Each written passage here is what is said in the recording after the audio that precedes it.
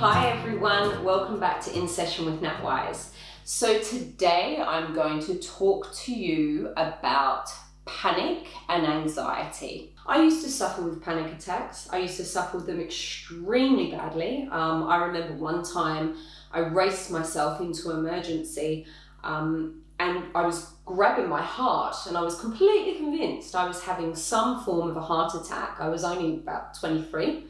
But I was completely convinced. And when the doctor looked me over and then gave me the news, they did an ECG and everything, they were as panicked as I was. And then they turned around to me and they said, yeah, there's nothing wrong with your heart. We think it's all in your head. And I remember when they said that to me, the deep shame I felt. I was so humiliated.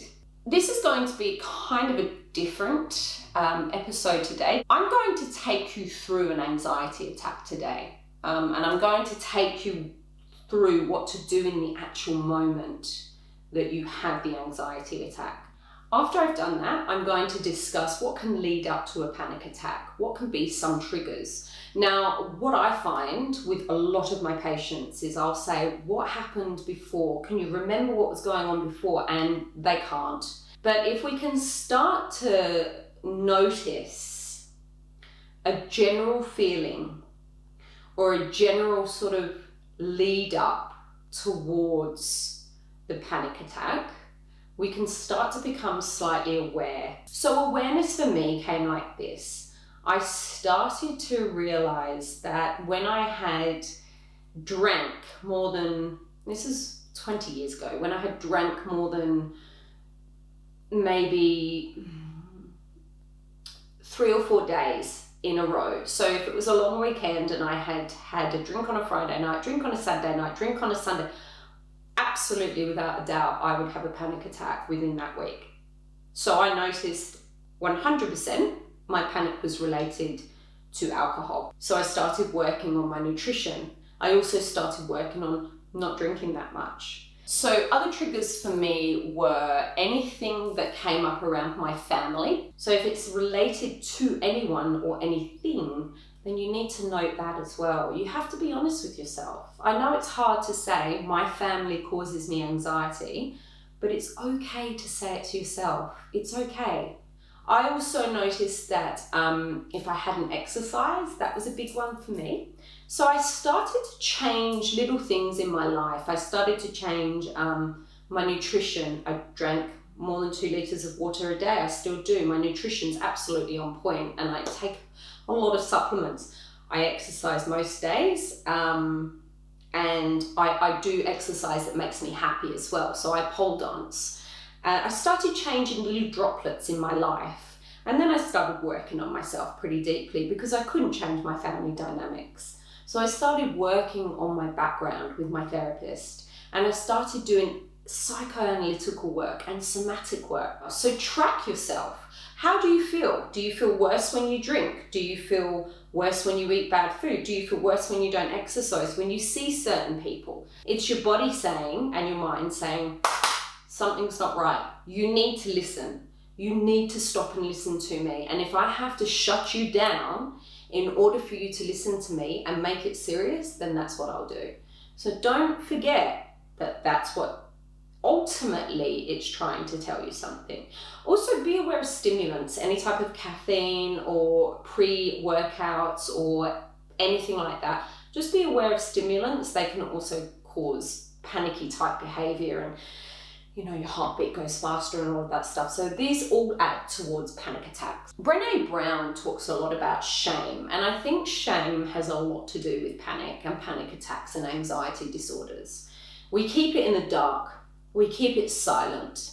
We don't talk about it. You cannot ignore it and hope that it will go away, because it won't. And if anything, it will probably get worse and worse and worse, unless you're really adept at stuffing it down, and then it will just come out later in life. If you have had panic attacks or you're afraid they might come back, the work needs to be done when you're feeling good. So I often have patients that come into the clinic and they'll be like, well, you know, I have been experiencing really bad anxiety, but I'm fine now. So I'm always wondering what I'm doing here. That's a big red flag to me. I sit there and say, because you need to be here doing the work when you're feeling good, because this is when your brain is online, yeah?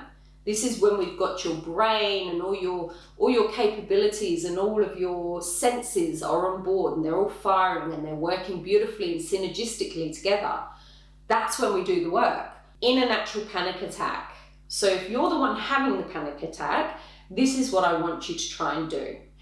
You're having a panic attack, you can feel your heart beating faster, you know it's coming. That's the dread, the sense of doom is looming upon you. I want you to do this. Put your feet on the floor, wherever you are. If your feet are already on the floor, I want you to stamp your feet. Even better, if you can, take your shoes off and put your feet on the floor. Once you've done that, I want you to put your hands on your knees and you're going to say to yourself, I am here, I am present, I am love. And I want you to put your hands, I am here, I am present, I am love. And then what we're going to do is grounding, and this is going to be done through a form of like bonding. So you're going to squeeze each finger. I am here, I am present, I am love. I am here, I am present, I am love. You're going to go down your whole arm. I am here, I am present, I am love. I am here, I am present, I'm love. Push onto your chest, push down your whole body. And I want you to do this all over your body, okay? What this is doing is it's somatically helping us find a boundary. It's somatically grounding us, okay? So we're using the body to somatically ground. Do the talking for them. You are here, you are loved, you are present. You are here, you are loved, you are present. Squeeze your hands together. Push their head if they'll let you. Some people won't let you touch them when they're having a panic attack, so you say to them, follow me, follow me. Meditation is massively important, and meditation is incredible for rewiring our brain and helping us around anxiety and panic. I meditate daily, sometimes twice a day. It is my gold standard of self-care. I absolutely love it. It is the hardest thing I have ever learned how to do, but I absolutely love it. If you can walk during your panic attack, I would thoroughly suggest you take your shoes off and find a patch of grass and walk on it. That is also grounding. And if none of that works, and you've tried that before, the next best thing I can advise, if you are safe, get in the shower.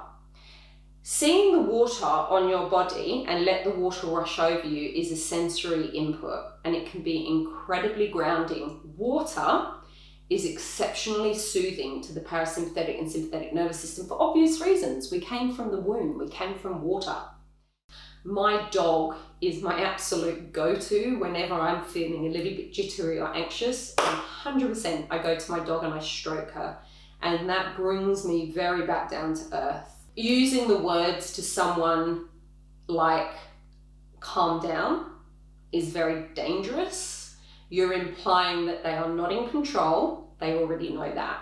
And it's going to make them feel more shame and more embarrassment if you also recognize that.